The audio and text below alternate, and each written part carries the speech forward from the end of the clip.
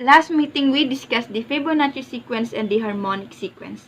Now, pag-usapan naman natin ang harmonic means and harmonic series. So, noon, sinabi natin ang harmonic sequence, ito lang yung arithmetic sequence na kinuha natin yung reciprocal. Nag-usapan din natin noon yung arithmetic mean, which is, kinukuha lang natin yung average ng first term and the last term para makuha natin yung kanilang average or makuha natin kung ano ba yung nasa middle. Ngayon, dito naman tayo sa harmonic means or unahin muna natin yung ating harmonic means before tayo mag-proceed sa harmonic series. So, when we say harmonic means, it is sometimes called subcontrary mean. So, noon sa arithmetic mean natin, ang ginagawa natin ay a sub 1 plus a sub 2 divided by 2. Ito yung arithmetic mean natin noon or yung formula natin na pangkuha ng arithmetic mean. Dito naman sa ating harmonic means, babalik ta rin lang natin siya. So, for example, dito sa ating arithmetic mean, meron tayong 2 plus 4 divided by 2. Ngayon, babalik ta rin naman natin siya kapag ginawa nating harmonic mean or harmonic mean yung ating kinukuha. So, sinabi natin kanina na kapag harmonic sequence, kinukuha natin yung reciprocal. So, kapag harmonic means, babalik ta rin din natin yung ating gagamiting formula or itong a sub 1 plus a sub 2 over 2. So, kapag sa harmonic means na, babalik ta rin lang natin. So, magiging 2 all over by a sub 1 plus a sub 2. So, ito yung sa ating harmonic mean. Okay, so magiging ganito.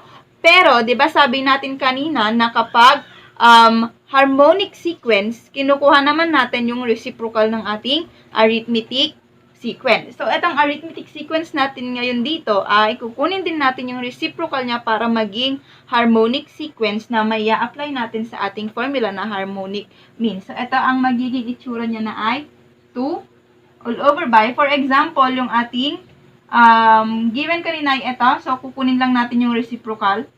So, magiging 1 all over by a sub 1 plus 1 all over by a sub 2. Kasi nga, kinuha lang natin yung reciprocal ng a sub 1. So, ito meron siyang invisible 1 dyan na denominator. So, ito ngayon yung formula na gagamitin natin for the harmonic means.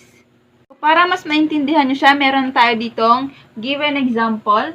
So, in the harmonic sequence, 2/3, then blank, 2/5, blank, 2 over 7, find the missing term. So, kukunin natin ngayon yung kanilang harmonic means by using kanina yung kinuha nating formula na h is equal to n all over by 1 over a sub 1 plus 1 over a sub 2.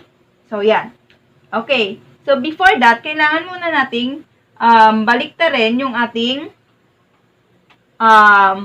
given na harmonic sequence para may apply natin dito sa ating formula. So, kunin muna natin. So, ito magiging 3/2, then blank, then magiging 5 over 2, then blank, then magiging 7 over 2.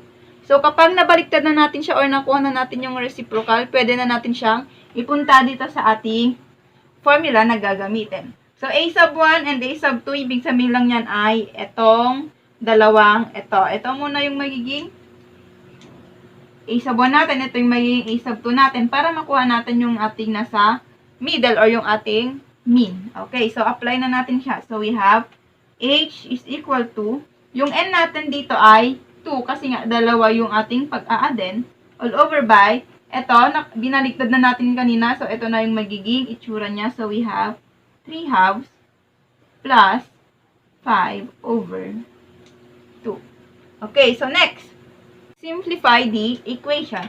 So, we have now, ito magiging equal to 2 all over by. So, parehas lang yung kanilang denominator dito. So, i-copy lang natin.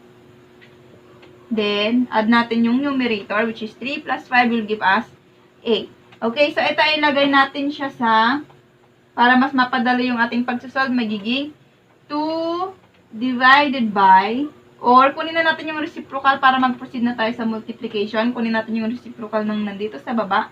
So, we have 2 over 8. Then, may invisible 1 tayo dyan. The next, ang magiging sagot niya na ay 4 all over by 8. 2 times 2 is 4. 1 times 8 is equal to 8. Or simply, simplify natin or kunin natin yung kanilang lowest term. So, magiging 1 over 2. Or, yung kanilang mean ay 1/2. So, dito ay magiging 1/2. After getting the mean of these two sequence or the harmonic mean of this sequence, punta naman tayo sa kabila. So, ito naman yung magiging a sub 1 natin. Then, ito yung ating magiging a sub 2. So, ilagay lang natin ulit siya sa ating given formula. So, we have equal to harmonic mean is equal to n, which is magiging 2 siya kasi dalawa yung i-add natin. So, we have 2 all over by, ito na kanina yung nabaliktad natin na binigay na sequence. So, ayan na mismo yung ilalagay natin. So, we have 5 over 2 plus 7 all over by 2. So, after that, simplify lang natin siya. So, magiging 2 all over by. So, parehas ulit yung denominator. So, copy lang natin. Then, add the numerator. 5 plus 7 will give us 12. Okay, so after that, ipunta natin siya doon sa mas madaling paraan para masolve natin. So, we have 2. Then, multiply na tayo. Proceed tayo sa multiplication by getting the reciprocal doon sa ating, nandito sa ating denominator. So, magiging multiply, then get the reciprocal, magiging 2 over 12. Then, meron tayong invisible 1 dyan. So, we have now, 2 times 2 will give us 4. Then, 1 times 12 will give us 12. Or simply, we have 1 over 3. Okay, so yung ating next na sequence dito ay 1 over 3. So, ngayon, meron na tayong sequence dito. So, ilalagay na natin siya into harmonic sequence na nandito sa taas. So, kunin ulit natin yung kaninang kabaliktaran para maging harmonic siya kasi ginawa natin kanina siyang arithmetic sequence. So, itong 1/2 magiging 2 over 1 or simply 2. Then, itong 1 over 3 ay magiging 3 na siya. So, ilagay ko na lang dito yung 1, pero pwedeng ilagay na lang na 2 and 3 yung ating mga nakuhang mean para makumpleto yung ating harmonic sequence. So, ganun lang siya kadali. So, let's have another example. Paano naman kung ganito yung binigay na problem? Insert 2 harmonic means between 6 and 3 halves. Okay, so mag-insert daw tayo ng dalawang harmonic mean sa pagitan ng 6 and 3 halves. So, ang magiging itsura nito ay 6, then meron tayong kukuning dalawa dyan, then magiging 3 half. So, yun yung gusto niyang ibig sabihin. So, kukunin daw natin yung dalawang nandito or mag-insert daw tayo ng harmonic means between sa dalawang ito. Okay, so paano naman kapag ganyan na wala tayong pinaka-middle? Dalawa yung kukunin natin pero wala silang middle or dalawa yung ating middle. So, paano natin naman ngayon isosolve yan? Hindi natin magagamit dyan yung ating formula kanina na n all over by 1 over a sub 1 plus 1 over a sub 2. So, ang gagamitin natin dyan ay yung ating ginagamit din sa ating arithmetic mean na or arithmetic sequence na a sub n is equal to a sub 1 plus n minus 1 multiplied to the d or the common difference. Pero bago yan, bago natin siya i-apply dito, kailangan muna nating kunin yung arithmetic sequence ng ating given kanina. So, babaliktarin lang natin kasi ang kabaliktaran ng harmonic sequence ay arithmetic sequence. So, kunin lang natin yung kanilang baliktad. So, ito magiging 1 over 6, then blanco, then magiging 2, 3. Kunin muna natin yung mga given para mailagay na natin siya sa ating gagamiting formula. So, we have a sub n or yung ating last term ay, alam naman natin yung last term natin ay 2/3. So, we have 2/3. Then, we have a sub 1 or the first term is 1 over 6. And then, yung number of terms, bibilangin lang natin kung ilan yung terms na nandito. So, we have 1, 2, 3, and 4. So, we have 4. Then, kunin natin ngayon yung kanilang common difference para i-add lang natin siya dito sa first term para makuha natin yung next. Then, kapag nakuha na natin yung next term, i-add ulit natin yung common difference na kuha para makuha natin yung nandoon sa next na term. Okay, so, start na tayong mag-solve. So, we have a sub n, or the last term, which is 2/3, is equal to a sub 1, which is the 1 over 6, plus n, which is 4, minus 1. Then, kukunin natin yung kanilang common difference. So, we have, simplify lang natin siya. So, we have 2/3 is equal to 1 over 6. Then, eto, distribute lang natin. So, 4 times d will give us 4d minus 1 times d will give us d. So, we have 4d minus d will give us 3d. So, after that, yung ating constant dito or yung ating number, ipunta lang natin doon para maiwan yung ating may variable dito na d. Okay, so we have 2/3. Ito kapag nilipad, magiging 1 or negative 1 over 6 is equal to, naiwan na lang yung 3d. Next, isolve na natin ito or simplify natin, i-minus lang natin by getting the LCD. Ano yung LCD nila? So, we have 6. So, 6 divided by 3 will give us 2. Then, 2 times 2 will give us 4. Then, minus 6 divided by 6 will give us 1. Then, 1 times 1 will give us 1. Is equal to 3d. So, after nyan, simplify ulit natin. So, we have 4 minus 1 will give us 3. Then, just copy 6 is equal to 3d. So, ito, pwede pa natin siyang i-simplify. So, bibigyan niya tayo ng 1 over 2 is equal to 3d. So, para makuha natin yung ating common difference, i-divide lang natin siya both sides by 3. Yun na lang natin yung reciprocal nila para mag-multiply na lang tayo. So, we have 1/2. Clean natin yung reciprocal ng 3 para maging multiplication na lang siya. So, we have 1 over 3 is equal to d. So, 1 times 1 will give us 1. Then, 2 times 3 will give us 6. So, yung ating common difference na ay 1 over 6. So, ilalagay ko na lang dito na yung ating common difference ay 1 over 6. So, after that, ito i-add na lang natin dito sa 1 over 6 din dito para makuha natin yung ating next term. Okay, so ilagay na natin. So, nakuha natin na yung ating common difference as 1 over 6. So, i-add lang natin tong 1 over 6 sa ating first term, which is the 1 over 6. So, i-add natin yung common difference, 1 over 6. So, meron tayo ditong same denominator. So, just copy it. Then, add natin yung nasa taas. It will give us 2 over 6 or simply 1 over 3. The next, so, ito ay magiging 1 over 3 na siya. Then, para makuha ulit yung ating next na term, i-add natin naman itong 1 over 6 na common difference natin sa ating second term na 1 over 3. So, we have 1 over 3 plus 1 over 6. So, kunin lang natin yung LCD nila. So, we have LCD ng 3 and 6 ay 6. So, 6 divided by 3 will give us 2. 2 times 1 will give us 2 also. Then, 6 divided by 6 will give us 1. 1 times 1 will give us 1. Or simply, add lang natin. So, we have 3 over 6 or 1 over 2 kapag sinimplify natin siya. So, yung next dito ay 1 over 2. So, ngayon, nakuha na natin yung ating arithmetic sequence, which is 1 over 6, 1 over 3, 1/2, and 2/3. So, ngayon, ilagay naman natin siya sa ating harmonic sequence na nandito sa taas. So, kukunin lang ulit natin yung kanilang reciprocal para mailagay na natin siya sa sequence natin. So, we have now, etong 1/3 magiging 3 over 1 or simply 3 na siya. Then, yung 1/2 magiging 2 over 1 or simply 2. So, ngayon, na-complete na natin or naka-insert na tayo ng dalawang harmonic means sa ating harmonic sequence. Let's have another example. So, we have here insert 3 harmonic means between 1 over 25 and 1 over 45. So, sulat lang natin yung kanyang sequence. So, we have 1 over 25, then comma, and 1 over 45. So, ganyan yung ating kukunin or mag-insert daw tayo ng tatlong harmonic means dito sa ating gitna. So, kung papansin niyo meron tayong pinaka-center, which is ito. So, pwede nating i-apply dito yung formula for arithmetic mean kasi nga meron tayong pinaka-middle.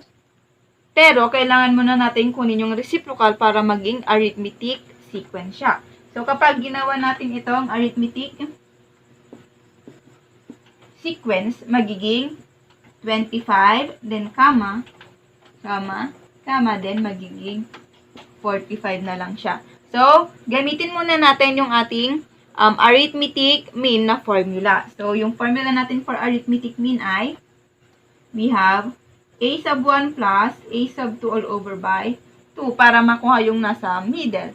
So, we have a sub 1 or 25. Then, i-add natin dun sa ating 45 divided by 2 para makuha yung nasa middle. So, we have 25 plus 45 will give us 70 divided by 2. So, 70 divided by 2 will give us 35. So, meron na tayong pinaka-middle na mean, which is the 35. Next, kunin naman natin yung middle nila. So, kanina middle nitong dalawang ito. Ngayon, kunin naman natin yung middle ng dalawang ito. Okay, so we have now. So, burahin ko na lang ito. So, yung magiging a sub 1 natin dyan ay 25 plus yung ating 35 divided by 2 para makuha yung nasa middle nila. So, we have 25 plus 35 will give us 60 divided by 2 will give us 30.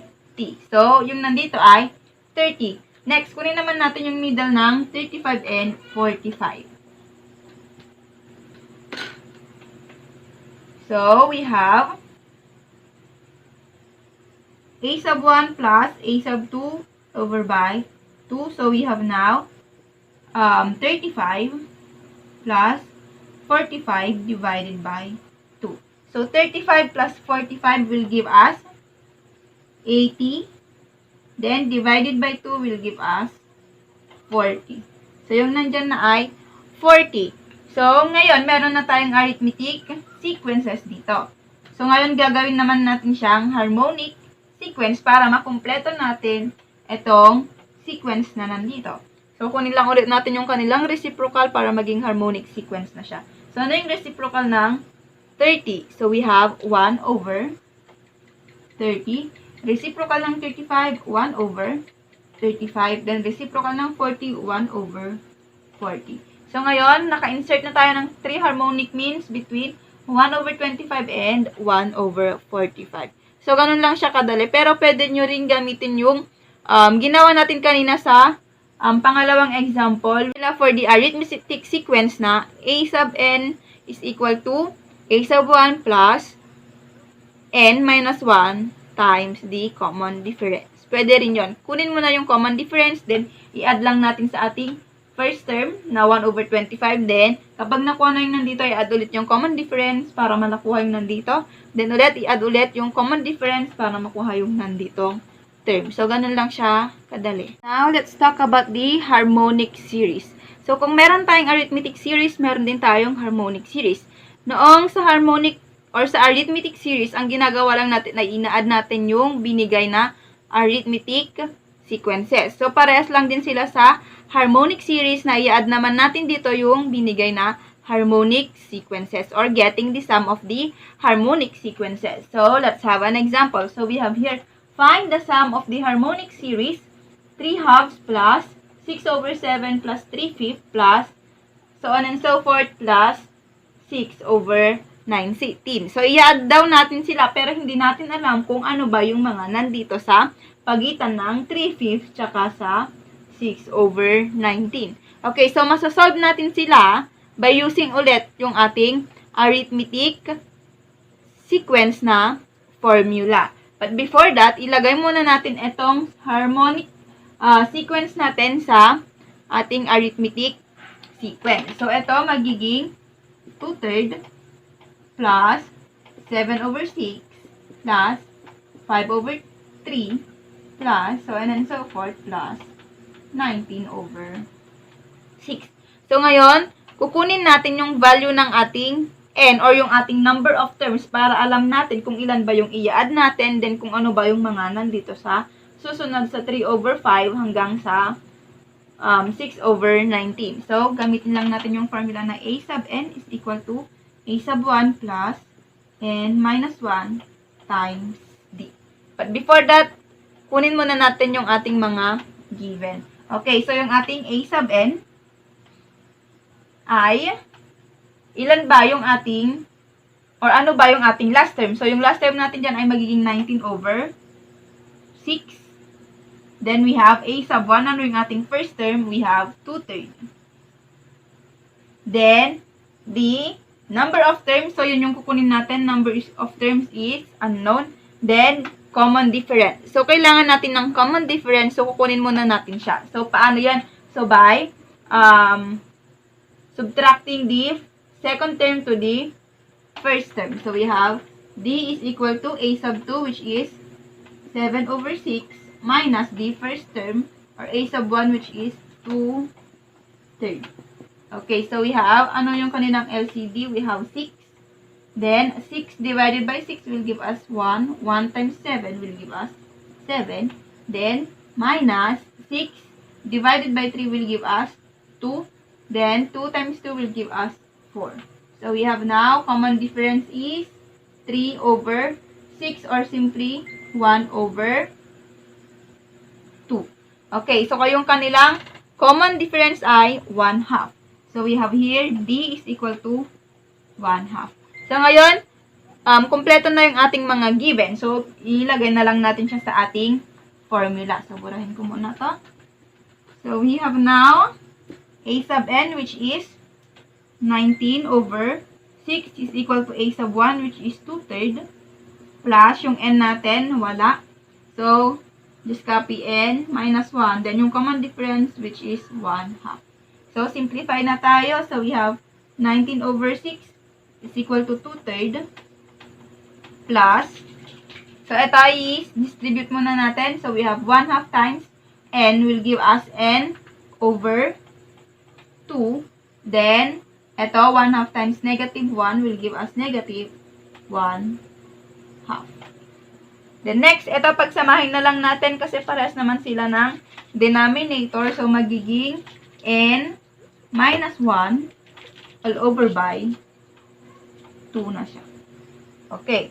So, after that, mas mapadali, i-divide na lang natin sila or i-times na lang natin sila sa kanilang LCD. So, ano ba yung LCD na 19/6, 2/3, and etong n minus 1/2. So, multiply na lang natin sila sa kanilang LCD, which is 6. Okay, so after that, 6 divided by 6 will give us 1. 1 times 19 will give us 19 is equal to 6 divided by 3 will give us 2. Then 2 times 2 will give us 4. The next, 6 divided by 2 will give us 3. So we have 3 times n will give us plus 3n. Then, 6 divided by 2 will give us 3. 3 times -1 will give us -3.